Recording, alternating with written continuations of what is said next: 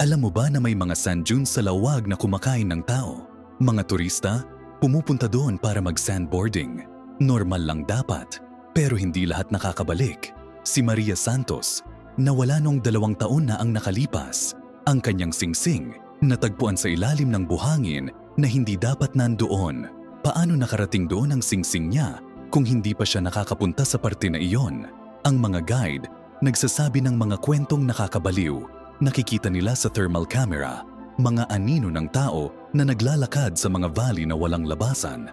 Pero ang pinaka-nakakagulat, 3 pamilya na nakatanggap ng tawag mula sa mga nawawalang miyembro nila. Ang mga boses, kilala nila.